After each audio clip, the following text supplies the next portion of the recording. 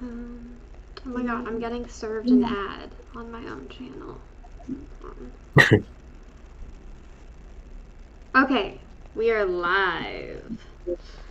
Welcome to Just Talking, Chris. How are you?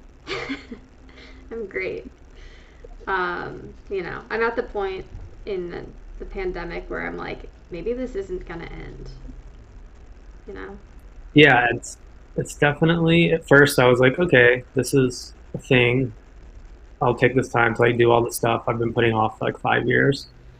Yeah. And now that it's Christmas has happened and it's a new year and it's still happening, I'm just like completely burned out and I have no ambition to do anything at all. I'm just kind of like, we're still here.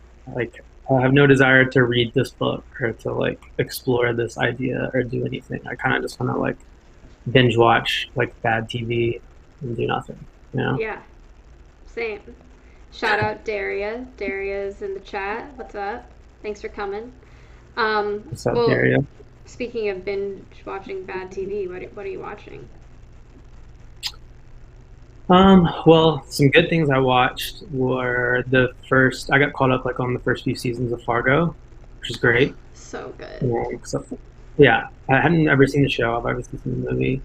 Um, I got caught up on Billions, which is not the best show, but it's just like fun with all of, like the weird stock market stuff going on right now. Mm-hmm. Trying to think of what else I've watched. Kind of just bits and pieces of things like that Third Day show on HBO. Oh, It's kind of loved it. Loved it. yeah, I loved it, and there are like two or three parts in it where I was just like, this is like so extreme. But then like Yeah. as a whole, I really enjoyed it.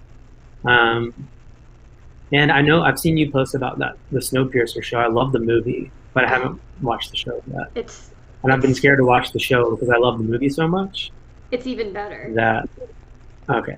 It's Because that's really, my really thing. Is good. like the last thing I want to do is like ruin one of my favorite movies while I'm stuck in my apartment during No, no, no. pandemic. It will not ruin Yeah, it.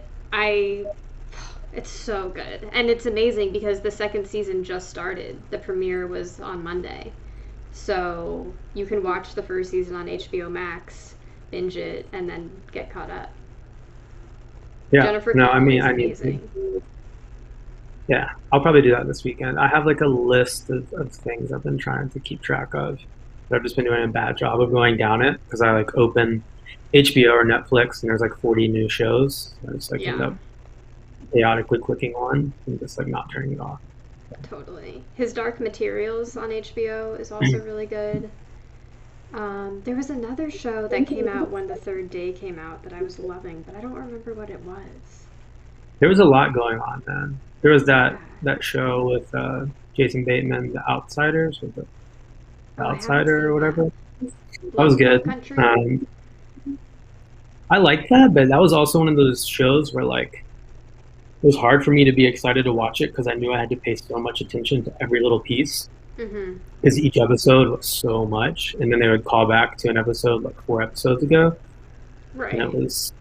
there was a lot of like pausing and being like, okay, why Yeah. do I know this person? What is the purpose of this? Yeah. But I did like it. It started off pretty strong, for sure.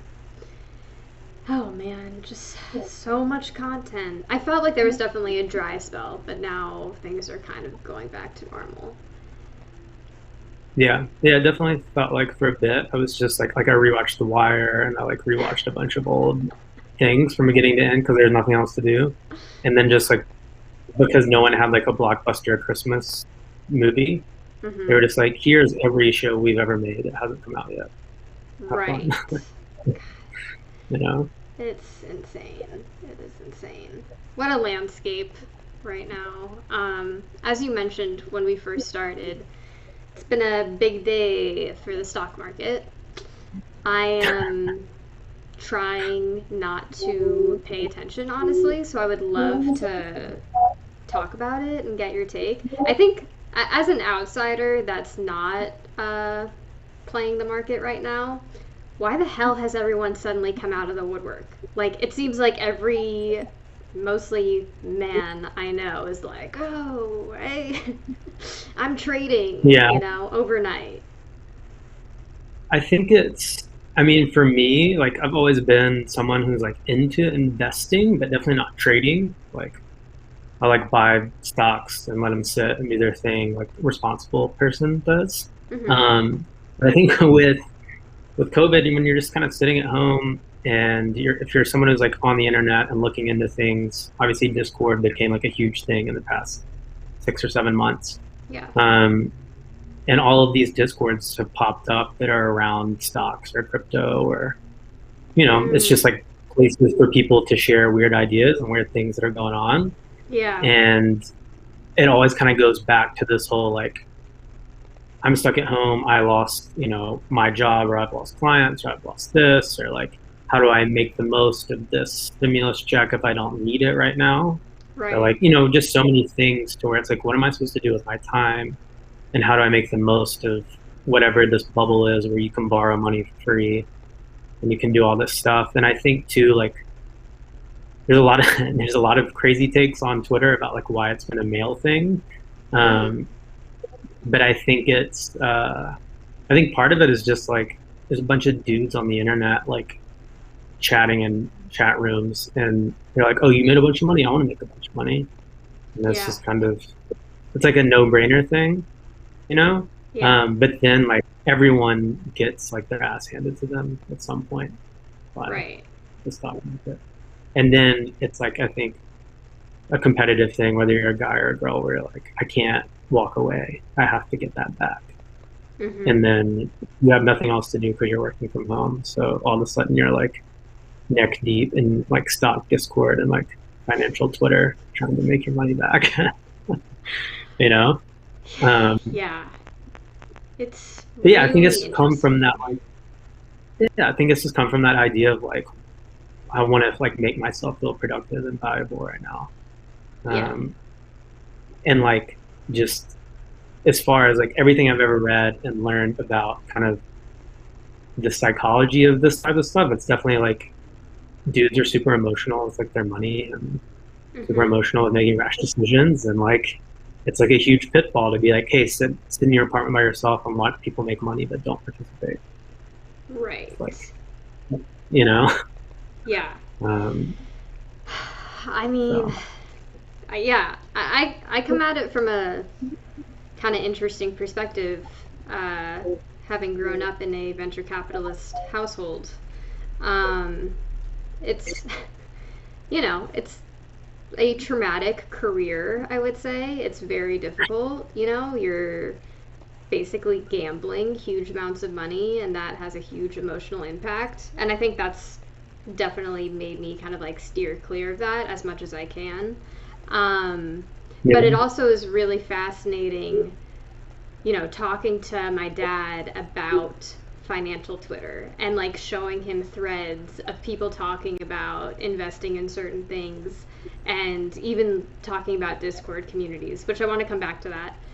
But it's like, holy shit, things have changed. Like this didn't exist 10 years ago, yeah, Like it kind of is mind blowing for him to see how this new like community and communication about investing has developed.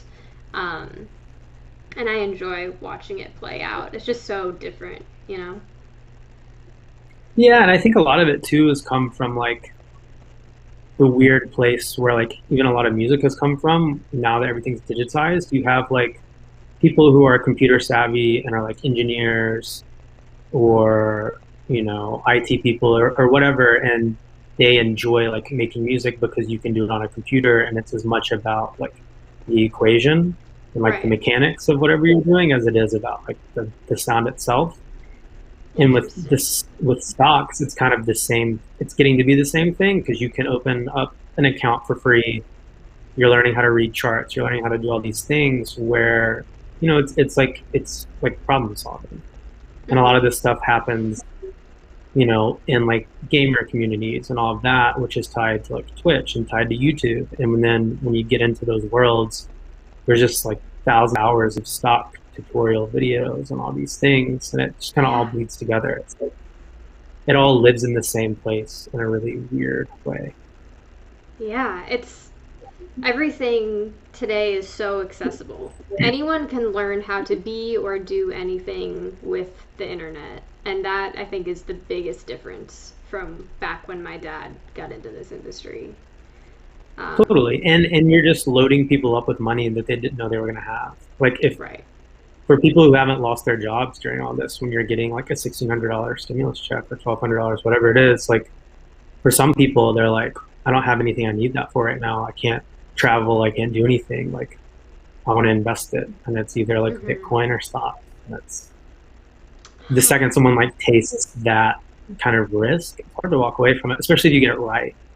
Yeah. And you're like, oh wow, my $1,200 is now $4,000. Then you're just like, you're in, you're hooked. It really is a stimulus check in that sense. I mean, I personally, I've needed it, so I haven't been like, oh, I'm just going to go invest this money. But for so many people, it really is stimulating the economy. It's giving them a reason to. Yeah, and that's again, it's like there's been so many bizarre takes on like Twitter the past 48 hours with all the GameStop stuff. Can you Um, talk a little bit about it's, what happened with GameStop? I mean, I'm not in like the most financially literate way, but basically, from my understanding, um, the stock was like pummeled for a long time. It was like $8 or $9. Mm-hmm. Back in August, like a new CEO came in, and a bunch of kids and like the Wall Street Bets Reddit and all of that really loved the CEO because he was like involved with I think Chewy or some other company. Anyway, a lot of people Interesting. were like, "This is interesting." Like they say they're going to modernize the company. Like GameStop is kind of born of that same Reddit culture and all of that anyway. And then I think people under like start kind of researching and realized that it was super like a lot of hedge funds were shorting it. Mm, And when you kind of look back in history, there's like one or two moments where like those things have really exploded and run stocks from like $10 to $1,000. It made people super rich and like bankrupted big money basically. And I think it became this kind of weird mentality of a bunch of people in a forum being like, we want to pump this higher. We think this is interesting. How do we do this? And kind of rallying people into the same mindset. mm-hmm. And when you're like feeding those people stimulus checks and like free time, it's like kind of what did like the feds think would happen if you took jobs away from people, made them sit at home, canceled interest rates, gave them free money, and then told them that billionaires were becoming more and more wealthy every day. It's kind of like the perfect Yeah. recipe for like pissed off on the internet, like we're going to take down the regime, you know? Yeah. And I don't Hmm. think it's all like fully that. I know there's like a lot of like people like us aren't fully capable of doing that. There's obviously like bigger people at play that are kind of riding the waves quietly. Mm-hmm. But like the fact that between a lot of these stocks in the past 2 or 3 days, I saw somewhere it's like $10 to $14 billion has been lost from like large short selling hedge funds in the past 48 hours. And that's just like a Interesting. crazy redistribution of wealth, whether it goes to like people like us or not. Yeah. It's a fun thing to just watch and be like, wow, like these kids in a Reddit and in a Discord caused such a ruckus that Elon Musk tweeted about it, that the SEC is investigating them, Oh my that people are arguing on CNBC about if they're valid or not, just because they're angry that they were like wrong on a trade, and these God. kids Right. like Oh blew it my up, God. you know. Yeah. I mean, it's And just it's just fun to see introducing. like old, yeah, it's like fun to see kind of like old money be like frustrated that people like us are doing the same thing back to them. But Right. the difference is it's like not happening at a dinner table. It's Right. happening in like a public forum, you know? Yeah. I mean, it's introducing totally new obstacles. Also, hey Brett, hey John. Um, yeah, Reddit for the win. Thanks for joining us. You guys can give us your thoughts. This is a open conversation. Um, but yeah, my brother works at a hedge fund. He's an analyst at a hedge fund, and I haven't talked to him, but my mom said he is unavailable. Yeah. I mean, I'm sure it's going to end really badly for like the regular person because like the house always wins and that's kind of the way shit Yeah. works.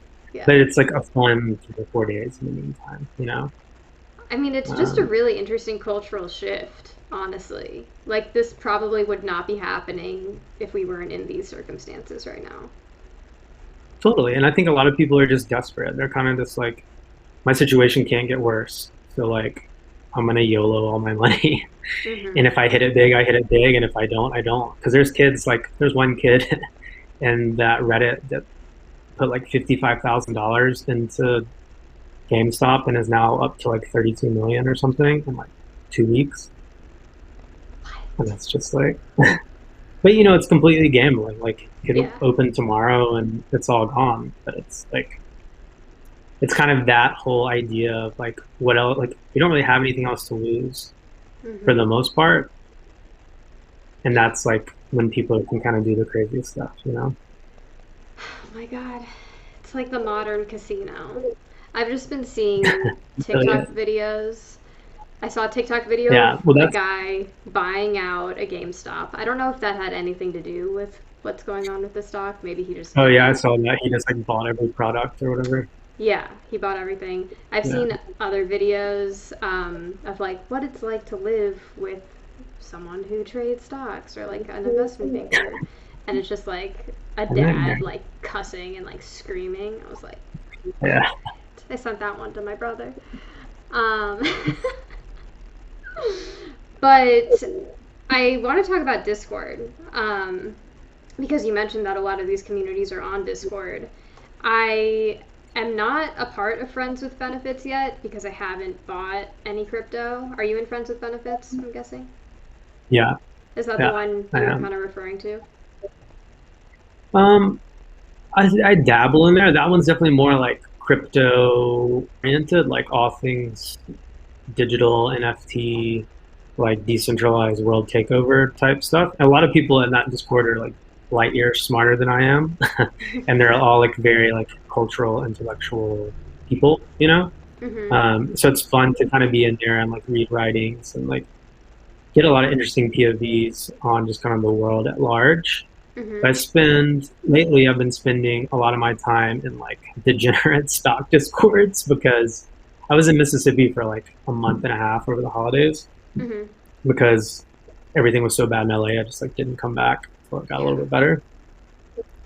And I like found a couple of discords. I'm in like 5 or 6 discords, um, but I really only pay attention to probably two of them at this point. But yeah, there's like they're just completely different worlds and personalities and like the way they operate. And some of them are like super sloppy, and then there's one of them that has like 100,000 members and like 40 little channels, and it's tons of mods, and it's like a whole education Wow. thing. It's pretty crazy what people have made. Yeah. Um, and there's just people in there literally 24/7 talking about like, you know, whether if it's like friends with benefits, it's like crypto and music and like, you know, what's your take on this point of view of like where this is headed, and then like the stock stuff, it's like people talking about stocks 24/7. It's like Mm. it's like really like cracked out Yeah. pandemic fever, you know, because no one has any place to put their energy. Yeah. I'm curious how many people participating in these Discord channels and in these groups actually work at VC firms. Like, do you think they have moles in there? Like, I'm sure Yeah, they have to be following this stuff. yeah, I know a lot of them actually, like in some of these discords where the leaders have like big followings on Twitter and stuff, Mm-hmm. especially with stocks. A lot of them have bots that like people have like written scripts. So when they like tweet or share a stock in the Discord, the bot buys it and like plays off the algorithm, like the same way hedge funds do with like regular, you know, like regular scenarios. They'll do it against these kids call outs because they have such big followings. Oh my So gosh. yeah, it's really crazy. Like the moderators on some of those things, it's like a full-time job. Oh, totally. Running, going in and checking and making sure people are legit and kicking Yeah. people out and all that kind of stuff. Yeah. Yeah. I mean, just being able to stay on top of a Discord is a full time job. Like, so many people are in channels that I follow all the time. I'm constantly behind. I can't keep up with it. I'm just not on my computer enough. Yeah, there's definitely days where it's like between email, text, Slack, Discord, and like social media. I'm just kind of like, I don't know what's going on. I have to like turn everything off if I want to get anything done at all. Exactly. Yeah, I think that's the other part of it too. It's like no one really knows what to do with their energy, so they're just like spreading themselves across everything. You Yeah. know. Yeah. Um, I mean, I guess we should take advantage of the time while we have it. Um, Hopefully, it doesn't stay like this forever, though. yeah, hopefully not. Hopefully, we'll figure out how to roll out a vaccine at some point. Yeah. God, fingers crossed. Well, you mentioned Mississippi, and for everyone that's watching, in case you don't know, Chris and I met in 2018 when we started working at a startup together. And ever since we met and I like slowly started to get to know you, I was always just like so interested in your story. You were probably the first person I've ever met from Mississippi. But through you, I quickly realized that there are a lot of music industry vets and like amazing people that have come from Mississippi to LA, and I was hoping you could tell us a little bit about how you got to where you are now. Yeah, I think for me, growing up in Mississippi, fortunately, like I grew up definitely like in the Bible Belt, like Southern Republican Baptist, you name it. Like Trump spoke at my high school when he was running for office, that type of thing. Um, yeah, so I think for me, luckily, I like grew up with a family that was not so much about, hey, like this is where we live, so this is how it needs to work. It was kind of like, look, find your niche, find your thing. As long as you like don't end up in prison, we'll support you and like stay out of trouble, you know? Mm-hmm. Um, so my brother was in a band, and that's how I kind of got into it. He was touring, and they were signed to Interscope for a little bit, and they toured with like Brand New and Men, Women, and Children, that whole like kind of pop punk era. And how old were So you when at all the that was time? happening, when that started, I was in like fifth grade, Wow. probably. That must have been So very what would cool. happen is a lot of these bands, yeah, it was fun. A lot of these bands would stay at our house. So like when they would be on tour with my brother's band or coming through Jackson, going from like New Orleans to Memphis or Birmingham to Texas or whatever, they would stay with our parents and knew my brother. So it's pretty crazy. I wish we had like a guest book, but like Paramore, Under Oath, like Norma Jean, all these crazy like metalcore pop punk bands all stayed with my parents, Manchester Orchestra, like all these people. Um, and we used to live across the street from the school that I went to, and like they would like bring me lunch, like some of the bands, or like they would like come hang out. So there was like this Oh my kind of god. crazy little community built around it. And it definitely opened up my parents' eyes a bit because it was like, hey, my brother is able to travel the world and play music, and B, in return, he's meeting people that are like taking care of him, Mm-hmm. and we're taking care of those people when they come through our house, you know. Yeah. So I was thrown into the music world that way. I was at that point in time though, I was like big into sports, and I was like, I'm gonna play college sports. It's my thing, yada yada. And then in like 10th grade, I was like, absolutely not gonna play college sports. Had the reality check, and that's when I started playing in a metal band, and Were you playing we football? started. Yeah, I played football, soccer, basketball, track, So you went from everything, baseball. football to metal. Yeah, and it was funny because like I used to have the school I went to at the time, like we had just gotten to where we had to wear uniforms because it was private school. Mm-hmm. And I was like, no, I have like my hoodies and all that stuff. And that was all like death metal hoodies and all that. And so the football coach used to get super pissed when on like game day I'd be wearing like, I don't know, some type of ridiculous hoodie with like crazy writing and like a skull on it or something. I was like, this is just like a band I like. And they were not chill about it at all. Oh, Um, I bet.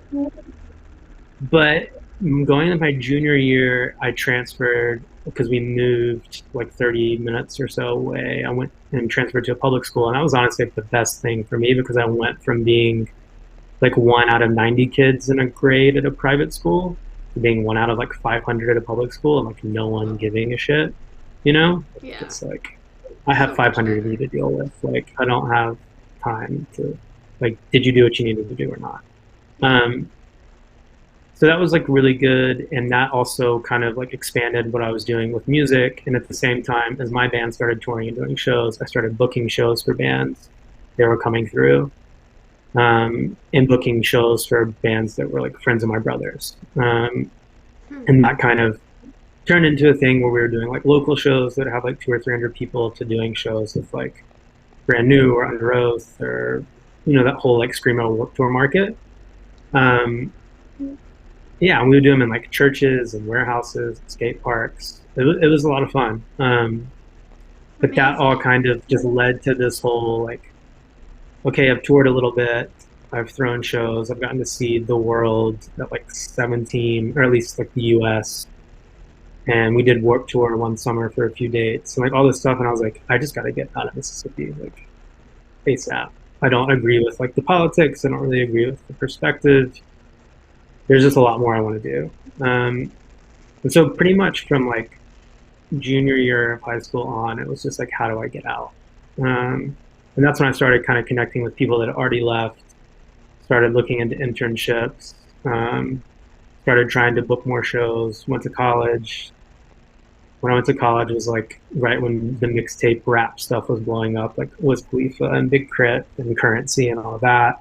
So I Hmm. started booking a lot of those shows, and I got really lucky because I became friends with Wiz Khalifa and his team right before he blew up with Black and Yellow. So we like had a bunch of shows booked, and between booking them and them happening, that song came out, and it went from being like a 500 capacity show to like a 3,000 capacity show, and him being like a mixtape rapper to being like the number three song in the world rapper. Wow. Um, Can and I? luckily, like they kind of, yeah, go ahead. Oh no, sorry, sorry. Finish your thought, then I'll ask a question. I was gonna say, like, luckily they were like the nicest people in the world and put me on to so much and opened up so many doors for me that allowed me to book more of these shows and kind of do things that eventually led to me getting to LA. Like I started managing an artist in college. I had him open shows. When we started putting out music, I sent it to Wiz's team. They sent it to labels.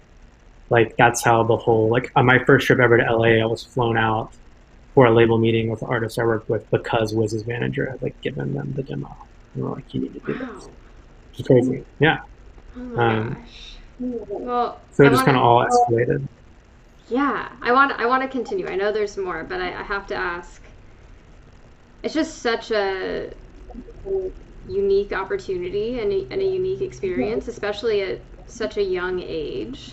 So I'm curious, like, I'm were there other people your age doing this kind of stuff? And if not, how were you able to learn? Obviously you're an entrepreneur. You have that in your spirit, but like, how did you learn the ropes?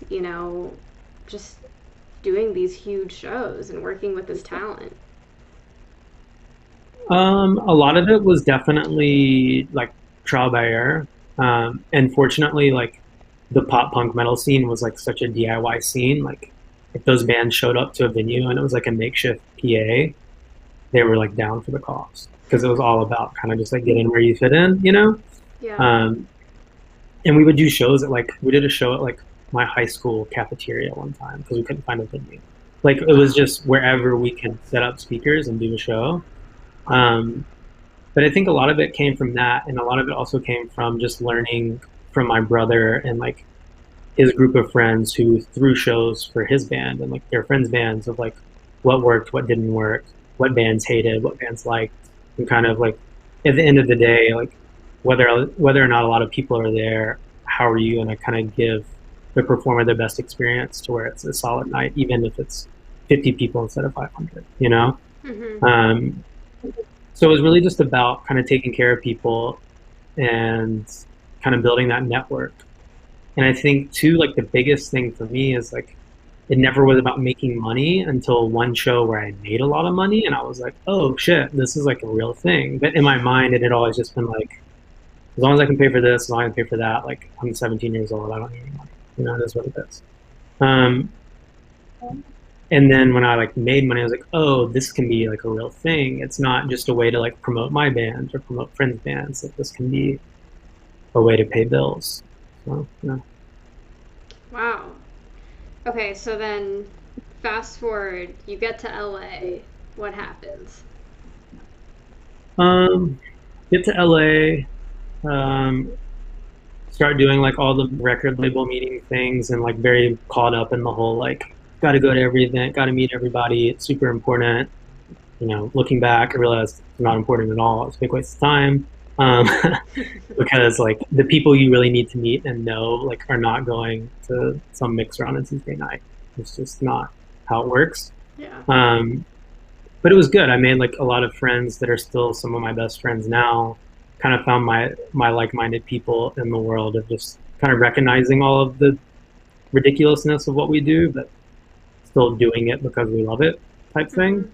Um, and yeah, started taking on more clients, started doing a lot of consulting work, um, and kind of found myself leaning more and more into this whole like where tech and music meet conversation thing. I hate the whole like intersection of tech and music, but it fortunately like I was a manager in the time where like rap music was blowing up, and I managed a rapper, and it was all like live mixtapes and DatPiff, and then Spotify came into the mix, and it was like, oh, there's this whole crazy way to like monetize Mm-hmm. this thing that's happening on the internet, where it used to just be you give it away for free and kind of hope for the best.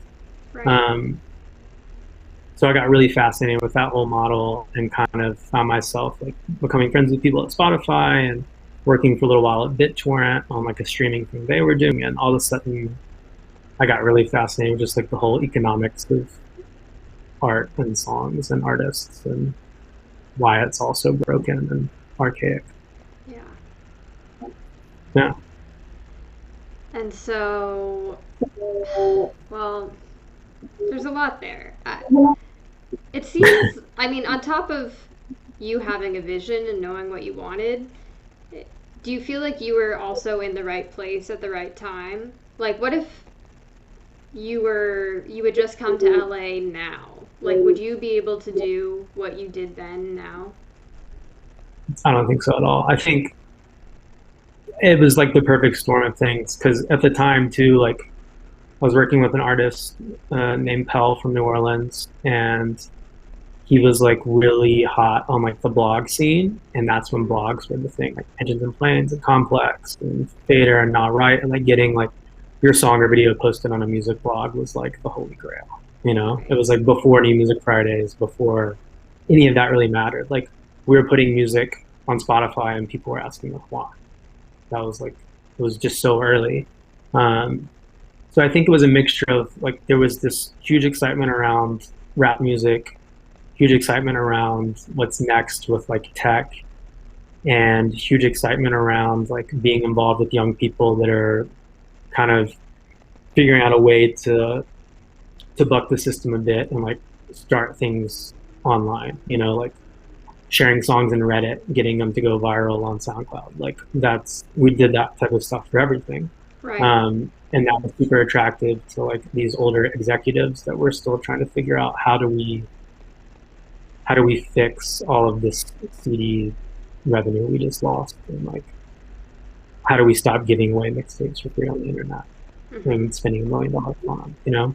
Yeah. um, so it was definitely the right time. Like there are so many people that are interested in music and tech and everything now that I would have just been like swallowed up by the masses for sure. But fortunately I was like right at the time of like where it was kind of a taboo conversation, and like the people that really wanted to talk about it were people like Trevor when he was at like Spotify and all that were just like ready to wave the flag and like fucking go head on, you know?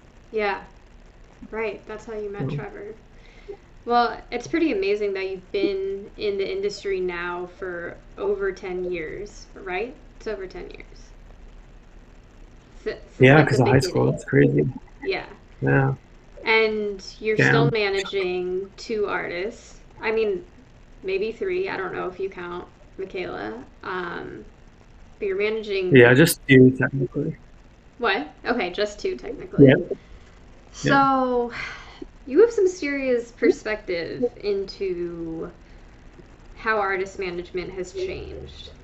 Um, and I like to ask everyone on the show about, just the current celebrity landscape and how social media has played a role in everything. But I'm curious about your specific experience and, working with these artists over a long period of time. Like, how have you had to pivot based on everything that's been introduced and changed? I think the big thing is like from when I started managing people to now, I would say like one of the hardest things to kind of wrap my head around, and I know artists deal with it every day, is like a lot of times music is the last thing a person gets to from an artist, even though it should technically be the thing that like knocks down the wall and brings you in. You meet an artist on TikTok, you meet an artist on social media, or you meet an artist in all these places. And I can honestly tell you a lot more about how an artist looks sometimes before I could tell you what the song of theirs is. I think a lot of us So are like true. that. And I think the whole thing of like artists needing to be personalities and influencers and celebrities and do all these things has been the biggest change because it's all that stuff has absolutely nothing to do with the music or like the art. And it's all kind of like, how do I make myself as a brand and do all these things, which is super important. And like every iconic artist is an icon and a brand for a reason because they figured that out. But I believe that they all became so prolific and amazing because they figured that out after they made really great music. And Mm-hmm. like the music was great, and then you like fell in love with the artist. And nowadays, you're like supposed to fall in love with the artist almost first. Yep. It feels like, or it's like I can't tell you the amount of times as a manager and as a consultant where I've pitched songs to people at DSPs like Spotify, Apple, those places. And like I love the song, but like the social numbers aren't there, and you're just like, dude, fuck that. Like that's not the point. Um, so I think that's probably been the hardest thing is that people are so caught up on like stats and metrics and this, that, and the third that like if there aren't a lot of numbers around an artist, people are scared to say they like it, and that just is like debilitating, you know. And I think that's been a hard thing too with like the rise of playlists, like especially with like Yeah. Shalou and Joey who I manage. Like we'll have a conversation about songs and how they're performing and like what we should do for the next album. And like, oh well, this song is like crushing on Spotify, so that means everyone likes that. And it's like, well, no, that song is just like the one that works best in this background music playlist. Mm-hmm. So it's like getting gassed with plays. It doesn't mean people like it. That doesn't mean like it's going to go off at shows and your fans really love it. Right. So I think it's really tough too to like figure out what you're supposed to pay attention to as an artist because all these platforms are using what you make to serve their own purpose. Like I love Spotify. The people there have literally changed my life, giving me so many opportunities. But like at the end of the day, like the songs on that platform exist to sell advertisements against nudes. That's like the business, you know? Yep. Um, and that's just what it is. Like they're never gonna really put the artist first. They can't on that platform. It doesn't work. It doesn't exist. Um, so I think, yeah, just like trying to figure out how to deal with all of that stuff as an artist and how to take, okay, well, the agenda for Spotify is this, so this is what it's telling me. The agenda for YouTube is this, so this is what it's telling me. The agenda for my booking agent is this, so this is what they're telling me. Who are my fans? Do they even care? How do I find out? Let me try and talk to them across 7 social media platforms that all have different data backends that don't speak to each other. That, well, it's just like Yeah. everything's so fragmented. Like you can find whatever confirmation bias you want and run with it because everything is different, like Yeah. you'll have a huge song on Apple that's different from Spotify, that's different from the one someone wants to see live. And that's just kind of, if I were an artist, I would just be like paralyzed. So like a Yeah. lot of my thing as a manager is just trying to be like, look, dude, make what you want to make. you have to carry it at the end of the day. Like, in 10 years, are you going to be stoked to like share this with your kids or your wife or your husband or whatever? Mm-hmm. If so, let's fucking do it. If not, let's not do it.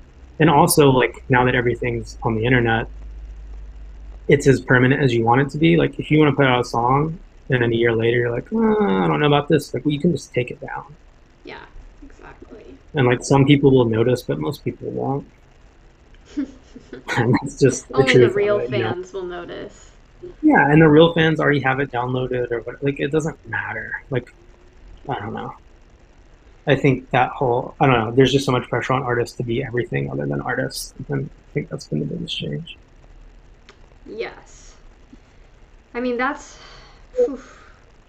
You dropped a lot of knowledge there. That was just spot on. I don't have a lot of hope left, so it's probably all negative. No, I mean, it's realistic. You're telling it as it is. Izzy K. Benjamin said, Chris is always in the right place at the right time. And Twirly Hat Matt said, Chris is always ahead of the curve. So true. So true. I'll try. Yeah, I mean, I am always just trying to be a futurist and trying to imagine what is coming next, what we can expect. I'm hearing myself echoing. Can you maybe turn down the sound on your computer a tiny bit? I think I might be hearing my voice. Is that better? I mean, yeah, I think that's better. Yeah, I mean, artists today are in many ways blank canvases, you know, for other people to tell them what to do. And hopefully they're talented, but they don't even need to be talented. The integrity of art and music is just totally questionable now. And it's really sad because I think people within the music community and just the artist community, everyone just wants to know how to get back to a place where people can be valued for their talent, where they can make money. You know, people outside of the industry don't realize how impossible it is to make a living as an artist today. Yeah. And I don't know. I'm curious, you know, what do you think the future holds? Do you think it's just going to get worse? Or, you know, can we fix the system or create something new to counteract all of this? I think the current system definitely has to get worse before it gets better. Just kind of like the old adage, you know? Because it doesn't work. Like, artists aren't making a lot of money. Copyright owners are making a shit ton of money. Songwriters aren't making any money. And then like Spotify's not making any money.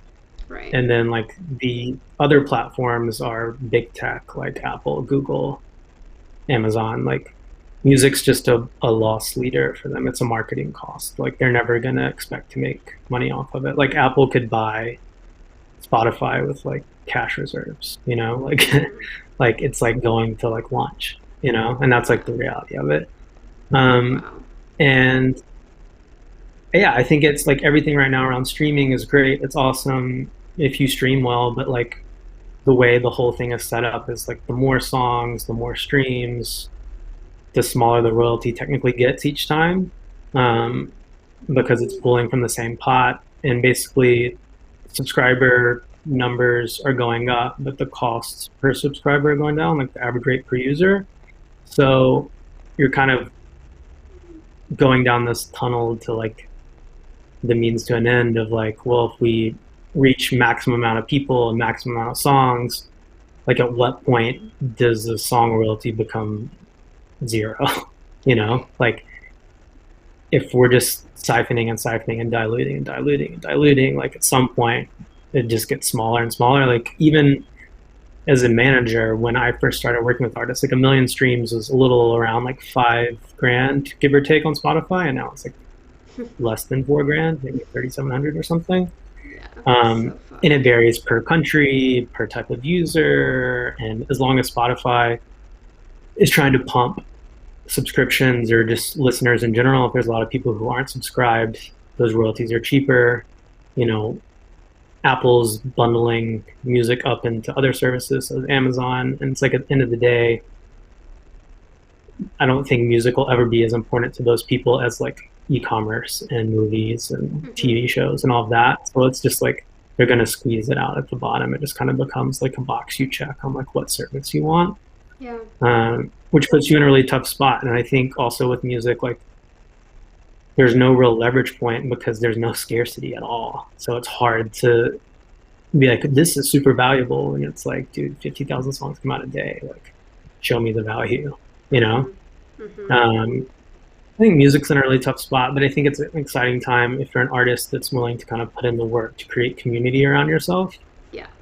But again, it's like you can make so much money and create crazy fan bases and do like a lot of amazing things if you're active like that. But you have to be more than an artist. You have to be an entrepreneur. You have to be someone who's down to kind of do all these things that inherently an artist isn't supposed to do. Very few people in the world can be like a business and a creative. And the ones that are fucking rock stars for the reason of that, you know? Yeah. It's like you can't ask these people to like cultivate a fan base every day by talking to them and then also make great songs. Like that's not why they make great songs. No, so. It takes a village for sure. Yeah, and I think like what's happening with like the crypto space definitely opens up an interesting parallel industry opportunity. How so? But even with that, it's like, well, I think just the idea of being able to put songs out and visuals and catalog and things that live separately of kind of this system is interesting, but there's so many barriers to entry and it's a long ways away. I think it can definitely happen, but it's a long ways away. And the biggest obstacle there is just like cryptocurrency becoming a real thing, which like the appeal of it to me is that it's not regulated, but I feel like it won't become a real thing until it is regulated to some degree because people are terrified of everything, you know? Yeah. In mass, at least. Yeah, I mean, crypto art is definitely, it's already happening, obviously, and it's getting bigger. I have a friend who works at Foundation who's going to be on the show in a couple weeks. And I know Michaela sold something through, I'm blanking on the name. What's it called? I think it was Zora is what we did it with. Zora? No, that's not the one I'm thinking of. It'll come to me. But the issue with, crypto art. Oh, Super Rare. Thanks, Daria. Yeah, that's the one I was thinking. Super Rare, that's what I was thinking about. Is that it's actually not more productive at this point. We're trying to save the environment and like not use as much energy, like the entire transaction. And it's debilitating for the environment. Right. It's not there yet. So I know that there are companies that are working on it and I have a lot of faith. But yeah, it's going to be crazy. And I don't mean to toot my own horn about Twitch, but Twitch is a really amazing opportunity for artists. A lot of independent artists made, not a lot, but the top artists on Twitch were making like over $100,000 last year, unsigned. And what's really interesting about that is if you put in the effort and treat Twitch like a full-time job, it can pay like a full-time job. The issue... Totally. I don't know even if it's an issue because it's kind of perfect during COVID when no one can go outside or tour or do shows. But it's totally reimagining what it means to be an artist. Like in-person shows are not going to make you the type of money that you're making on Twitch. And if you were to leave and go tour, things would fall apart. So you pretty much have to decide, like, this is how I'm going to do my career, at least for right now, or an extended period of time to really make it worth it. It also allows people to get to know their super fans on a totally other level, because they're the people that are showing up. The people that are buying your tickets, buying your merch, they're showing up at every stream. And you know what they ate for dinner last night, Yeah. Yeah, I definitely agree with you on that. I think it just goes back to the whole, like, there are artists that can do it and there are artists that can't, like I've worked with artists that like hate having photos taken of themselves, and like the idea of doing something on camera is like awful, and like they won't do a music video unless there's like no light on their face. Oh my And you're just gosh. like, well, sucks that you're being an artist during the social media age. But it's just It's like it's difficult. tough because like some of the most special people in that world have you know their own little like demons and insecurities and things, and like being public on live streams and stuff is just like the thing they can't do. Right. It's like Yeah. it's like kills it for them. So, It is but not yeah, the ones fun. that understand how to do it and like being social, it's a crazy, amazing time to be able to sit at home on Twitch and Discord and those places and just like pump out goodwill to your fans, basically. Yeah. Yeah. I know off stream we were talking about some of the crazy like concert stuff that people are doing during COVID, like the Flaming Lips bubble concert. If you guys don't know, the Flaming Lips did a concert and everyone was in like a bubble, a plastic bubble that they were literally trapped in, and like if they had to go to the bathroom they had to hold up a sign that says like need to pee or whatever. And we were talking about the Madison Beer like Sony partnership where they turned her into a virtual pop star. um, what do you think is going to happen when COVID is over? Like, is everyone going to tour at once and it's just going to be like insane and fun, or like what do you think realistically would happen? It's going to be rough, I think, for a lot of. I mean, the biggest thing is like so many venues have gone out of business. Right. Um, like Yeah, they especially like mentioned that. smaller venues. Yeah. Um, so I think there's going to be like this weird thing where like if you're a big artist that can play like 1,000 cap rooms or larger, there's going to be a place for you, Mhm. and there's going to be people ready to see you. But if you're like a smaller act that can't quite demand that, like you're going to be crushed. I think at least right out of the Wow. gate by all like venues are only going to book sure things because they're going Mhm. to have to make money, Mhm. and the smaller venues aren't really going to exist. And if they are still alive, chances are they're owned by like Live Nation or AEG or like one of those big promoters, and they've kind of already made it known that like any offer you're going to get for the foreseeable future is going to be like half of what you actually should get because we don't have any money. So I think I think it's going to be like a huge clusterfuck right when it starts back, and everyone's going to be on top of each other, just like competing for the same nights and all of that. And I think it'll pan out and be okay. But I think the music industry is going to do what the music industry does best, which is like rush everything and screw it up and like not think about the artists or the fan and just like try to pump and take and extract as much money from stuff as possible. And then it'll kind of sort itself out. But I think right now, like those companies are all just hemorrhaging so much money that like they're gonna overbook sure things left and right and just like try to drain people out of the gate. Mhm. Honestly, is what I think. Yeah. I've been thinking about how all of these virtual shows have given people all over the world access to artists that they wouldn't normally get to see. And it's going to be such a loss for so many people when the people that they're watching, every night or every month, however often, suddenly are back on tour and the doors are closed. Like you're not seeing that Yeah, show. At first, I was like, oh, maybe there'll be more streaming opportunities at shows, but then why would people buy tickets? It's not going to happen, right? yeah. Well, and like legalities around that. Like, there's some promoters and venues that like won't allow you to live stream, or you have to pay a huge fee, and like it's honestly like some of these venues, like if we had a photographer on tour with us, we would have to pay money for him to be able to take photos. It's insane. Like Really? they'll milk you for anything. Yeah, yeah. But I mean, it might all change coming out of this. Yeah. Um, but I can't imagine a world where you get to film and live stream something from a Live Nation venue where you're going to make money and they don't get a piece of it. I cannot imagine Yeah. that happening. Yeah, I Just don't see it because, like, happening either. yeah, it's just how it is. It's a bummer. People better take advantage while we have it. Because it's going to be a lot harder to access artists in a couple months or a year. Yeah, and I think too. Well, I mean, I think too. I think artists are going to be in a weird spot because all of a sudden you've been so isolated, and then you're supposed to like hop in the van and be on tour. Yeah. Like all of us are going to have like weird social anxiety scenarios coming out of this. Oh, yeah.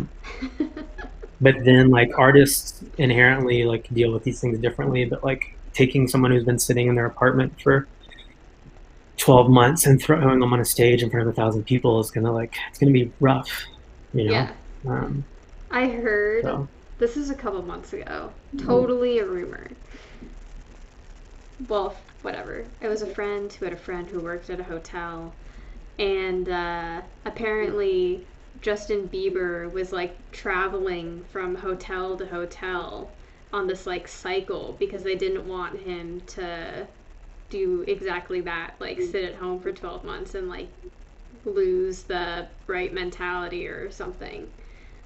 So he was like I traveling believe that. to random hotels in the Midwest. Yeah, just trying to keep like a sense of like his normal moving Yeah, schedule and stuff. I can see exactly. that. I mean, it's crazy. I mean, someone like him, he's probably lived 30% of his life traveling and like doing shows and performing places because he started so young. You know, Yeah, it's like to just tell him to like sit still for a year is like trying to teach him how to walk again. exactly. Um, Oh my gosh. so yeah, I could totally see that. I think too, like a thing that I've noticed is like tour can be such a stressful thing for artists, and so many artists dread it. And now that it's been taken away, they're like, I miss tour so much. So I Mm-hmm. think it's a lot of people are starting to learn like how ingrained that stuff is into their psyche, Yeah. and just like how much. I mean, even me, like I'm so used to running around and spending like probably an hour to 2 hours of my day like in transit or moving between meetings and things. Mm-hmm. Now that thing, it's like I feel so much less productive. I feel so like everything about how I like grade my day is different, you know? Um, Interesting. and it's not like I'm working less. It's just like everything has changed as far as like the motion around that day. So, do you want to go back to the office, or are you work from home forever? I mean, I've always been a more of a work from home person, but I do miss the ability to do both. And as someone who is like loves to be alone, I miss the energy of other people for sure, especially at this point.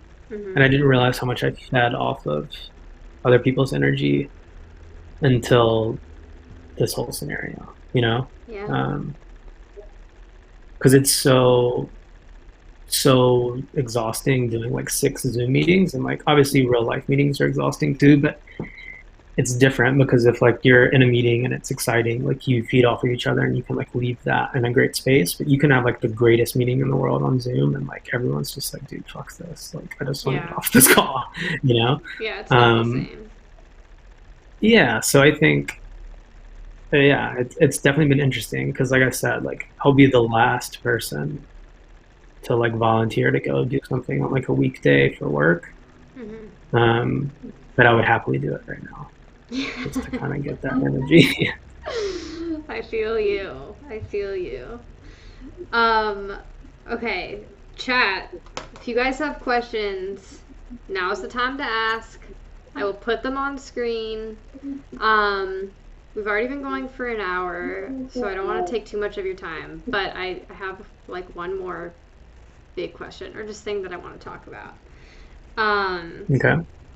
I think obviously, we've all had a lot of time to think in quarantine. Um, and I was just reminiscing, and like one of my favorite periods that I've ever like had in life, or it's like it ranks high up there, is back when you discovered Slater. Um, for for those of you who don't know or have not picked this up at this point, Chris is amazing at finding artists.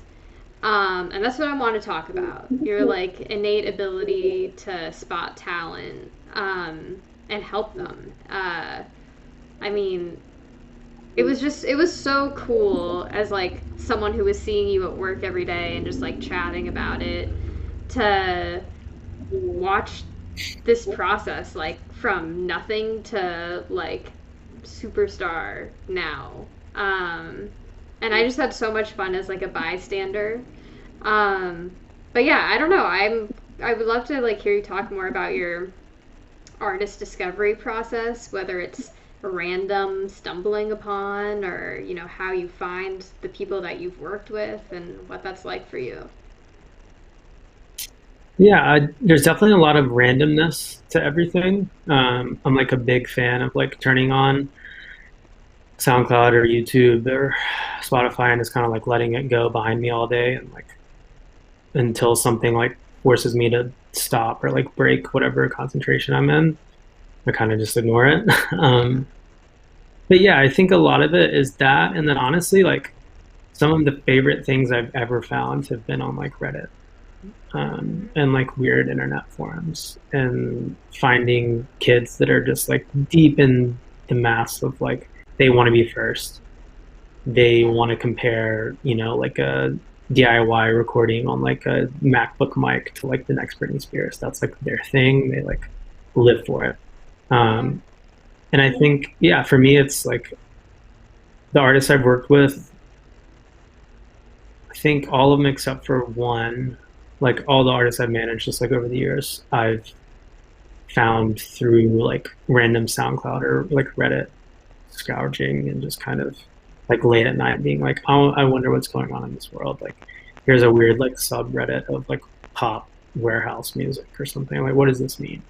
And then Hmm. you kind of like open it up, and then you're in like this weird SoundCloud algorithm, and then all of a sudden you find your way back to an artist that you're familiar with, and you're like, okay, so here's this whole thread of like this thing that's happening here. So then I'm gonna go this way and see where else it leads. And then all of a sudden you kind of build this web of like there's like bedroom pop kids here, and there's like industrial kids here, and there's pop kids here, and they all like the same thing. So like, where does that go? And that's yeah, that's kind of like been a way that I've found pretty much all the music that I really love. And I think it helps me not have as much bias as like discovering things on Spotify and stuff. Because if I discover something on a playlist, I inherently am like, oh, like this is probably signed to some person, or this like I already have like a bias of like why it's there, you Yeah, know, even though that's fucked up with me to be like, oh, this like deserves it or doesn't deserve it. We all just kind of have that inherent thing of like, I would think the well, same. it has 5 million streams, so like I wonder who owns this type thing. Right. So you can't listen to it the same way. But yeah, I mean, even with like the Slater thing, I remember I can't remember where I some Twitter. weird part on the internet. I thought it was on Yeah, I Twitter. think it was Twitter. It was like a weird. It was one of the Reddit kids that I follow on Twitter, and I remember like DMing her and hopping on the phone, and she's like, "Yeah, like, do you know this Kinney person? Like, he followed me, and I see you like follow each other." And it's like, "Oh yeah, that's like my one of my best friends." Like, you know, there's always these weird webs and things that all kind of connect. Um, and it all kind of comes from these same kids that are just like first on everything, and then like they seed it out, and like all the people that are like snobby critics at different magazines like all follow these kids too. Right. um, but it's like, yeah, it's like some of the best A&Rs in music are like the kids that just make like really fire playlists and don't get paid any money for it, you know. Interesting. And then the industry kids go in and snatch everybody up. Yeah, but it works because like those kids are making playlists of artists they love because they love it and because they're not thinking about how much it would make. So they're Right. like automatically they're just searching for things that like fucking make them excited. Yeah. What? And I think it's just really hard to do that as someone who works in the music business. Yeah. It's hard to stay excited when you have Yeah. so many things coming up against you. What like music communities are you into right now? Who are you paying attention to? Who do you want to tell us about? Oof. I mean, most of COVID for me has been like weird new age jazz fusion type stuff, Okay. and like a lot of ambient, like droning, just like no one talking to me type stuff. because I've just been like very anti like, well, it's like either been that or I've been listening to like a lot of like black metal and like really abrasive like fast stuff because there's a part of me that really can like I really like chaotic music because if I'm feeling chaotic mentally with things, it kind of helps like even the tempo Yeah. and it helps me like calm down and kind of navigate things better. If like my mind's racing, then I need to listen to music that's racing. Yeah. Or sometimes my mind's racing and it's like I need to listen to music that's like so down tempo and will just kind of unwind me. Mm-hmm. And I feel like most of the past year has been one kind of way of like your mind spiraling, just because of all the shit going on. Yeah. Um, but I've been a lot into that. I mean, I really love like all of the Pine Grove stuff that's come out recently. That's been like super warming. Like Mm-hmm. their music feels very comforting. Um, as far as like new stuff, I'm trying to think. Um, I've been listening to a lot of like Nate Mercero, who's like a songwriter producer who's signed to a LA label who makes like jazz music, like Flying Lotus Thundercat style stuff. It's really Mm-hmm. great.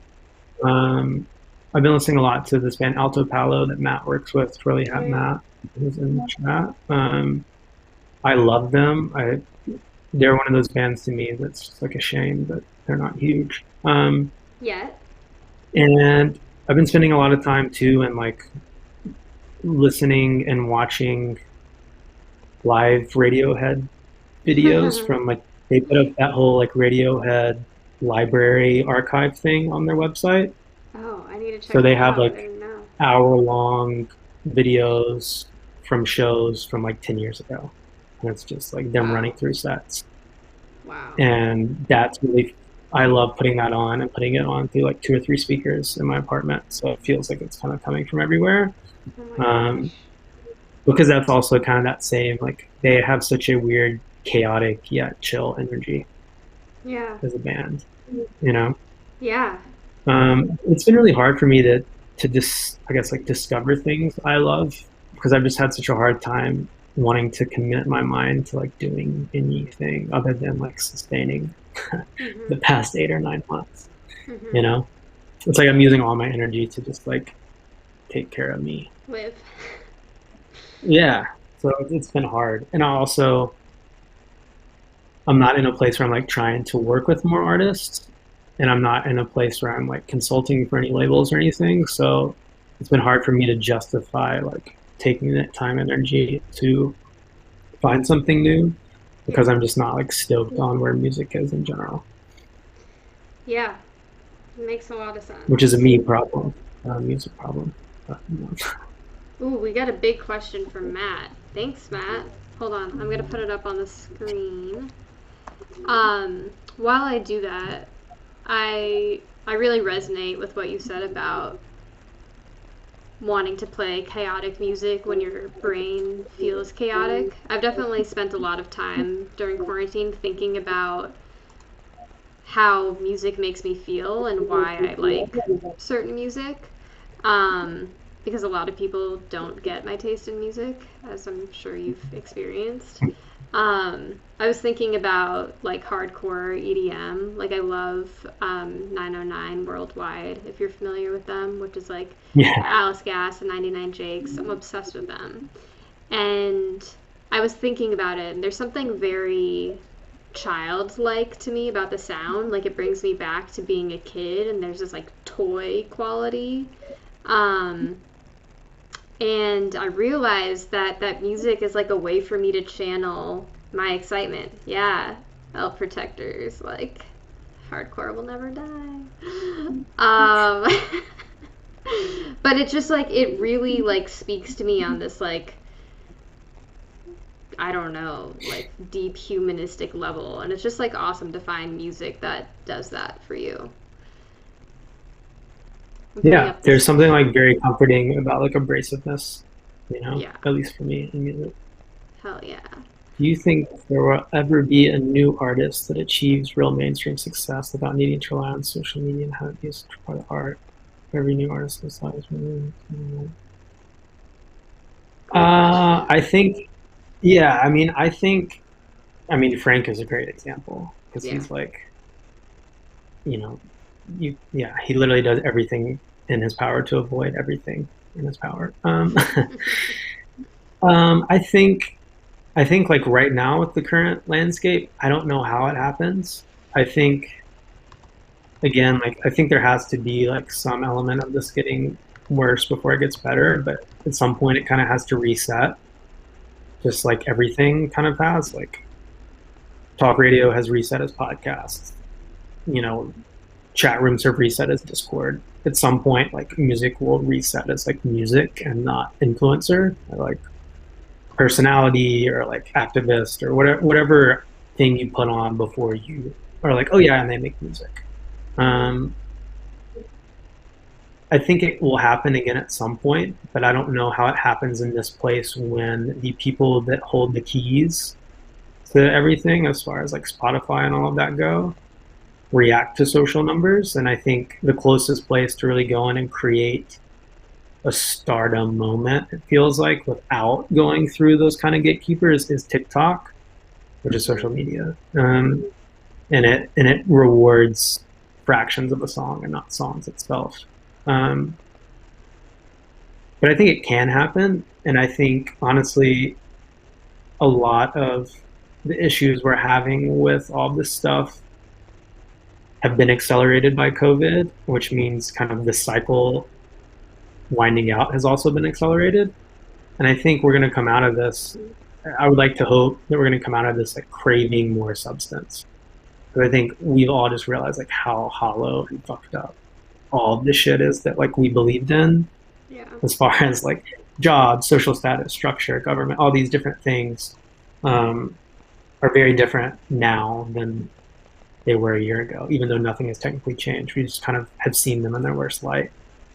So I Right. think all of that will kind of make way for like a real iconic moment, like a Rage Against the Machine moment, or like a, Ugh. I don't know, like a moment for even like Radiohead when they like played Creep for the first time, and everyone was like, "What is this? Like, why is this? Like all these bands, Foo Fighters, Pearl Jam, like back in the day, Nirvana, even like Kurt Cobain, like becoming the exact thing he like hated in a weird Yeah. way." Um, but I think people are really craving for like some type of substance, and like when everyone's able to get out of this bubble to just be like, yo, I'm so over the bullshit and so over like being spammed with all this shit. Like I want someone who's just gonna like keep it real and like be like the Dave Chappelle type Hmm. person of music and Yeah. just be like, fuck the noise, this is what it is. um Yes. That is what we but I think need. Frank Ocean is a great example of that, Matt. And I think Frank Ocean has inspired a lot of people to want to do that. And I think we're going to get to a place where they can do that soon. It's just got to continue to like unwind the power from the DSPs and all that, which is definitely happening. Hmm. Wow. Yeah. Is like, is there anyone else? Like Frank Ocean is the perfect example. I hadn't thought about it until now, but it makes so much sense. But it's also like, damn, you got to have a lot of star power and natural talent to maintain that kind of fandom. Yeah, and I think the other thing too that's like such a tough thing to figure out is like what does mainstream even look like right now? Like Hmm. I'm not going to say the artist's name because I don't want it to sound like I'm bashing the artist, but like there was an artist that a friend of mine works on this year that had like the number one song in the country on radio. Mm. But he was like, dude, like we have the number one song on radio and no one cares. Like promoters don't even know who he is when I'm trying to book stuff for like a year out, X, Y, and Z, because no one's listening to the radio, because no one's commuting, no one's doing anything. So it's like a year ago, the number one song on radio was like late night, festival headliner, like all these crazy things you could do. Hmm. In the past few months, it meant nothing because no one was listening to the radio, and the radio stations are like going bankrupt, you know? Right. So I think too, it's like really there's going to be a period of redefining like what mainstream is, because there's like Spotify hits, there's Apple hits, there's TikTok hits, there's radio hits. Yeah. Until there's a place to just like have a fucking hit again and it's not fragmented, it's really hard to have like a ubiquitous, iconic generational artist.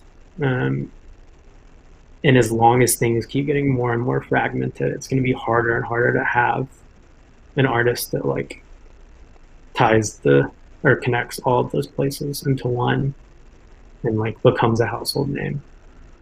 Yep.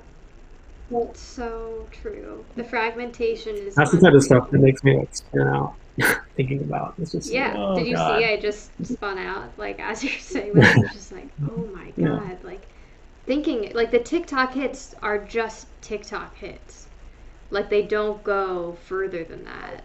Like one time I heard someone listening to what was clearly a TikTok playlist. I was like, why the fuck are you listening to this? Like, I guess people do Yeah. that if they're like really into those songs. But it, I mean, it's just the Well, same. No, go ahead. What were you gonna say?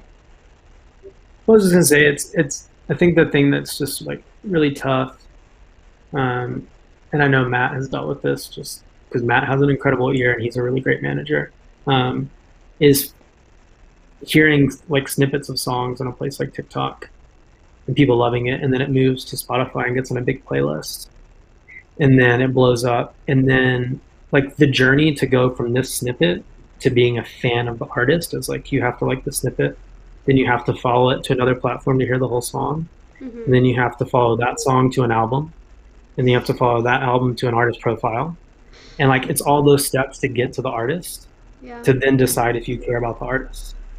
um, and it's like you're asking people to make a lot of transactions to find out if they like want the big payoff, if the big payoff's even worth it, you know. Mm-hmm. um, and everything else on the internet is designed to make you click as least amount of time as possible and to be in and out as fast as possible. Yeah. But like the journey to becoming a real fan of artists is like the most inconvenient thing ever Yeah. right now. It's a long And the one. artist doesn't own the experience at all. Yeah. And it's also just interesting, like, thinking about how sustainable these careers are. You know, right now it's all happening, so making it on TikTok or any social media platform feels great. But how much money can you realistically make in those couple of years that you're hot? And then, like, is that all the money you're gonna make? Like, how are you gonna save that for the rest of your life and live off of that? Like, what do you do after that? I was listening to, um, I was just listening to music on my phone on shuffle, which I never listened to because it's Apple Music. It's like the music from when I was a kid, and like Modest Mouse came on and like a Stars song came on. And I was like, what the hell are they doing now? Like, do they have regular jobs? Are they living off the money they made when they were big? Like, what happens, after you blow up? Yeah, I mean, some people like a big thing that's been happening lately is like if you really had real hits, like you're able to sell your catalog now and like cash out. But Mm-hmm. to do that, you have to sell the rights to your stuff. Like that's your last check. Like that's what it is, and you gotta like make the most of it, you know. Yeah. Or if you might be one of those artists that gets lucky and like ends up on those like best of the '90s playlist or like throwback jams or whatever. So like you're always getting streams from like drunk college kids or whatever for Yeah. infinity, right? Yeah. Um, but I think especially looking back at bands, it's like okay, you're telling me a million streams is like $3,500 to $4,000, give or take, and then we got to split it up between a manager, an attorney, and 5 band members. It's like, like what the fuck? Um, I don't know how those people make money, and I think that's why we've been seeing so many reunion tours and reunion albums and reunion things, and like Yeah. bands like Death Cab for Cutie doing like cover EPs and cover albums. Like Yeah. they have to just like pump out money where they can, and like nostalgia is so valuable, and people will pay a shit ton of money for nostalgia. Mm-hmm. But usually only get like one or two swings at like the nostalgia check before your fans stop paying for it. Yeah. Um, at least from what I've seen. But yeah, I think that's kind of the thing is like you can kind of make like two final laps and do like a greatest hits or like a new album or do like a tour where you play your best selling album from front to back, and like Mm-hmm. that's how it is. But there's not a lot of passive income left. And then something that's been really crazy is like a lot of these artists that sign deals before streaming platforms have been getting super fucked by major labels, because when they sign those deals, since those platforms didn't exist, there wasn't technically a royalty defined that was different from like a CD sell to a stream. Mm-hmm. So they're getting either no some contracts, like people found out they weren't getting any digital revenue because in their contract they didn't address digital revenue because digital revenue wasn't a thing when the album came out, Mm-hmm. or it was being billed against like old school contracts used to have like manufacturing and packaging fees, like percentages, because they would take that off the top to justify the cost of like creating and logistics of shipping CD, doing all that stuff. Yeah. So these people were paying percentages of their digital stream sales against like a packaging fee, even though it literally costs like $5 to upload a song to every DSP. Like anyone in the world can do it. Right. So and labels weren't being proactive to go out and change and amend these deals. They were just kind of waiting until those artists like were like, wait, what the fuck? Um, so Wow. yeah, I don't know what those older artists do. I would imagine it's very hard to be hopeful if you were like Isaac Brock from Modest Mouse and you were like, I think Float On was like every high school's like graduation song for like 4 years. Right. And then like bands got decimated by the internet. Yeah. I mean, it's just the future is so bleak, unfortunately. Which I know you know, and now that we've talked, Big believer in that. I'm right there with you. I mean, it's crazy to think about the production cycle and the labor cycle of music and how much effort and work and energy goes into creating songs and art, and then how quickly people use it and move past it, and that it doesn't even pay out in the first place except for that top like 0.01% of artists. I just don't know how, I don't know how much longer we can go on like this because it's such an important art form and it's never going to go away. But, you are in the perfect situation where you're managing artists and you have another job. You know? It's Yeah, nuts. I'm definitely super blessed with that. Um, yeah, and I think I can definitely be a downer talking about this stuff. I don't mean to be, but because I think ultimately, like, there is a bright future for it. And I think, like, creator economies and what the economy of a song, an album, and a tour, and all these things look like are evolving in a better way, and conversations are happening in a better way, and transparency is happening in a better way. I just think we haven't hit that, like, bottom to bounce from quite yet. Hmm. Like, we're still in a place where like people are getting super rich off of music, and a lot Yeah. of people are getting absolutely nothing off of music. Yeah. And it has to hit that point where like the really rich people are not getting rich anymore, for them to Mm. be like, okay, like let's adjust. Like same thing going back to the original thing of like the stock market, where it's like at some point there's that inflection point where everyone's like, oh shit, it has changed, and this is the moment when we're like, okay, it's changed. And with music it was like, we're going to sue Napster and to the void and destroy all of it. And then 4 years later, we're going to do a deal with streaming platforms because we realized this was the only way to do it. Right. So we haven't hit that like thing to bounce quite up yet. Yeah. Um, Do you have a prediction? and When do you I don't think know it's when going to it'll happen? happen, but I think I think it's definitely been accelerated with COVID, and just the same way like everything has been. Like we've lived like 5 years worth of art and technology in the past 8 months, Yeah. just out of necessity. Yeah. Um, but I think once COVID's behind us, and hopefully there's not another virus in front of us, then we'll see a lot of that stuff change, because people have been sitting at home and getting fucking pissed about how shit works.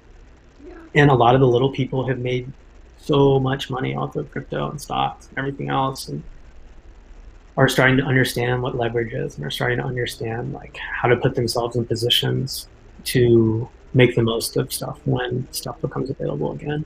Mm-hmm. Um, And yeah, I think that's going to kind of be the spur of it and kind of kick things into gear, or at least I hope so. I hope so too. But yeah, I feel like there's going to be a lot of pent up everything coming out of this. And I feel like all of like looking back at history, like all the wonderful times for art, like regardless whether it's like music, paintings, whatever, books, it all came from like these crazy places of turmoil and Mm-hmm. It's the like Renaissance. you know, yeah, it's like display. You know, everyone's like, oh, it's the Roaring Twenties, and it's like incredible shit happened for art after that decade. You Yeah. know, like so much beautiful stuff was born out of that struggle. So hopefully it doesn't take as long as Unfortunately, it took them. I don't think it's gonna go in the direction people are wanting. I don't I think think so either. I But think it's gonna just get a lot more digital, a lot more techy. It's gonna be all AR and VR, and that's gonna exclude even more people, unfortunately. yeah, yeah, I think there would be. I think though there will be a weird like analog revenge moment at some point. I'm here for it. I'd like Yeah, I mean, that. well, everything's cyclical, right? And it's like we're getting close to that time where it feels like a lot of like the electronic music and rap music, it's still far from dying off, and it'll never fully die off, obviously. But Mm-hmm. like you're starting to hear guitars again. You're starting to see rappers that want to be like Haley Williams. You're starting to see like people want to do mosh pits. People want to do have like punk bands back to them. Like you're starting to see cassette tapes again. You're starting to see CDs. You're starting to see all this stuff. Yeah. So I think there will definitely be a part of it that gets like super digital, as always. But then I think there'll be a real push for like tangible, substantial things, especially again coming out of like COVID, where everything is just like bullshit, Yeah. and you can't grab any of it. You know? Totally. Totally. Yeah. I mean, you're always ahead of the curve. I love talking about this stuff with you. We're gonna have to do like a follow up as time goes on and like just talk about what's happening. Um, I have one last question. Where are Yeah. all the punk bands? Like, where have the punk bands gone? What is going on with Machine Gun Kelly? Like, did he just rebrand and like now was like pretending to be Blink 182 with Travis Barker or something? And like Lil Huddy like thinks he's a punk. I don't know. I'm confused. Like, what the hell's going on? Do you have any insight? I yeah. Well, I mean, I think a lot of the punk stuff, like it's been a tough few years for them to find outlets and like funding and like places to do things with. There are a ton of wonderful like punk labels that like only do cassettes and like only do vinyls and like only do all these like very anti-establishment things. Mm-hmm. But I think a lot of the punk scene is born out of like community and like real life moments. You know, that's kind of like the bread and butter of it. So I think that's probably been tough. Um, as far as like kind of seeing that reemergence of like punk in a mainstream way, I think a lot of it's like skateboarding is becoming cool again. Like Tony Hawk's a Yeah. big deal again this year. You're seeing He's like back. yeah, well, you're seeing like Nike like sponsored skateboarders for the Olympics or yeah, the Olympics, and even though it didn't happen this year, like there's going to be skateboarding in the Olympics. Like Yeah, it's gonna you're be fun. seeing people like Machine Gun Kelly, where you know he came onto the scene as a rapper, but like I did shows with him when I was in college, Really? and he would do yeah he would do covers of like all the small things. He would do like three or four different Blink covers in the middle of his Really? set, and like he would have like deodorant and like spray it with like fire on set and like strip down into his boxers and like stage dive. And he was like a punk kid. He would like play drums and like he had guitars and bass players and like it's always been Huh. a punk thing to some degree. But I think there's like that weird thing happening with hip hop, and obviously like Lil Peep was like one of the godfathers of it. But Mm-hmm.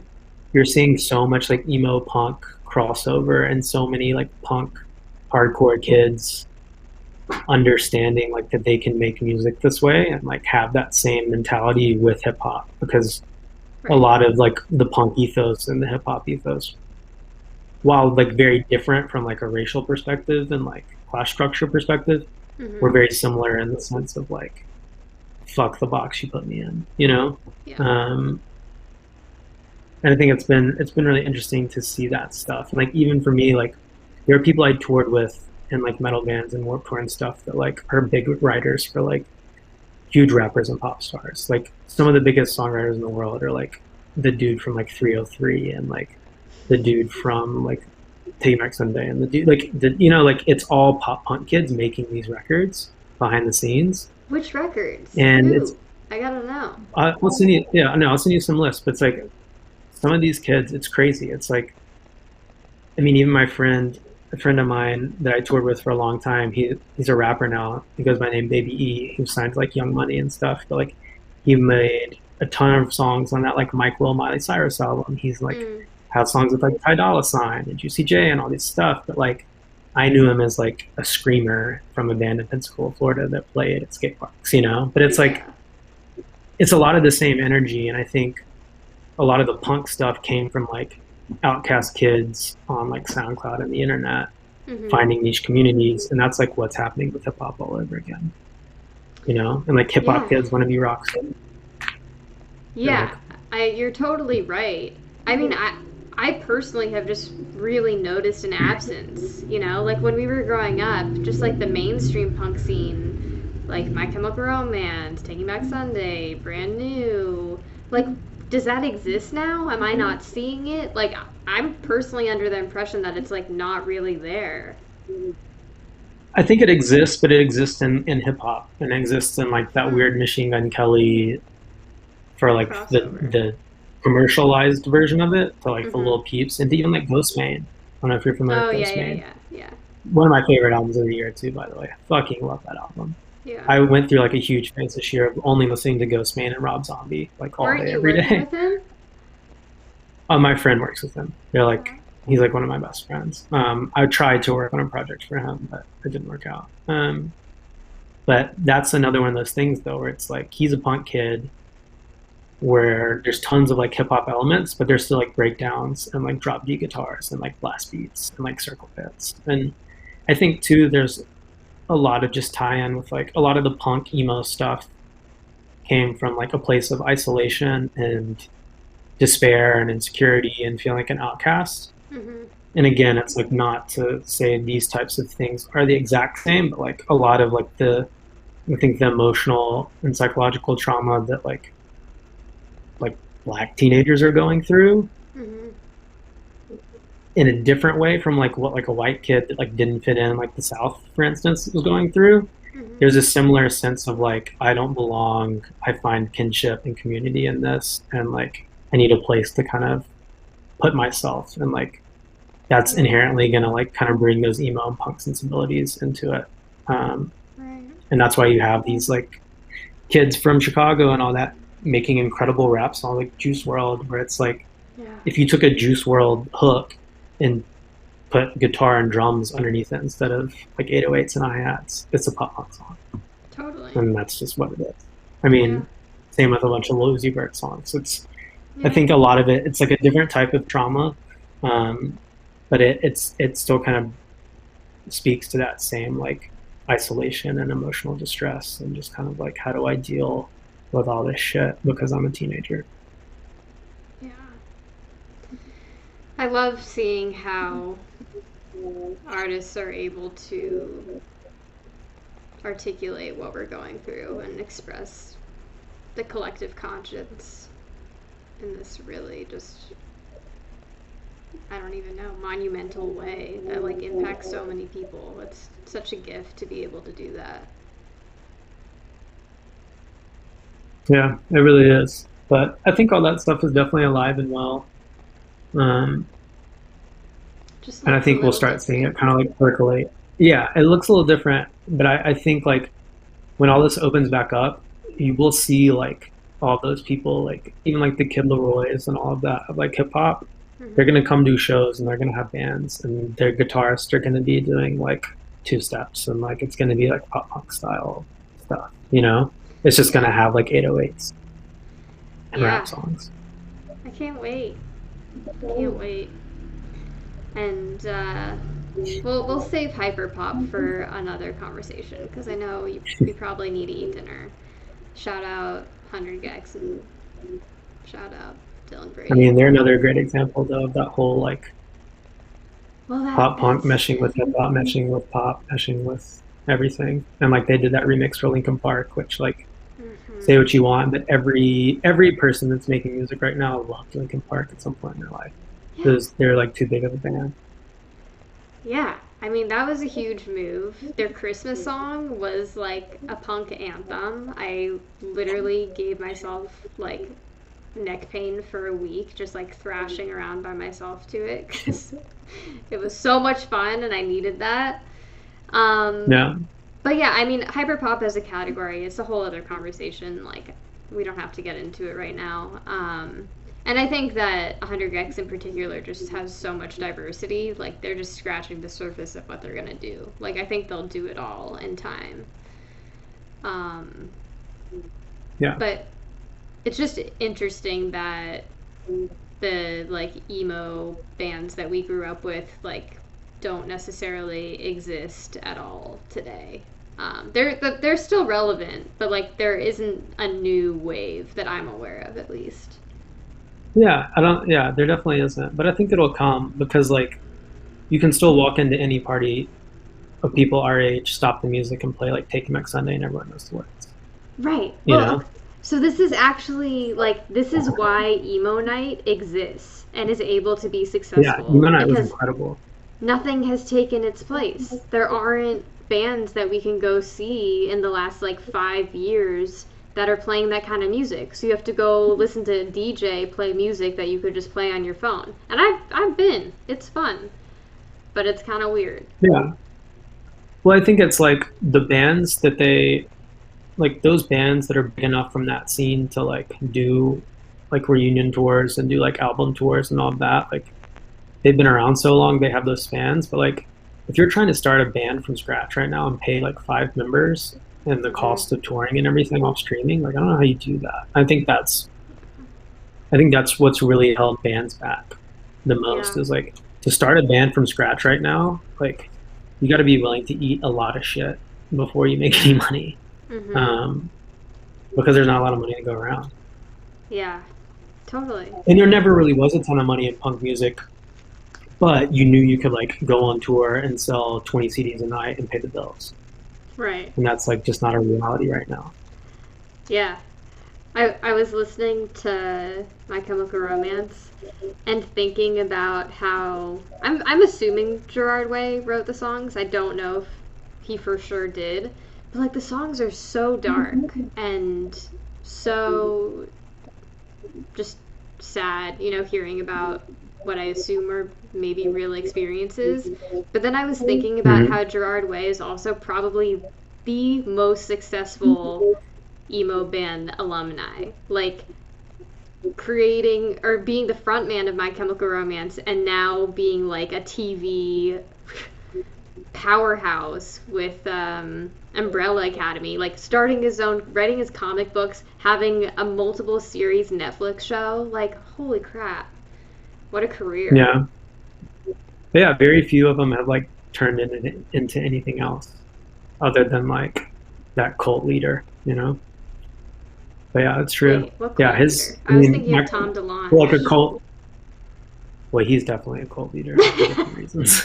Wait, what cult leader? But well, I'm just saying, like, even like Bert from like The Used, like, there are still people Oh, that have like his face tattooed on them, you know, and like would right. freak out if they saw him. But it's Oh, like you a mean very niche general, like people. general.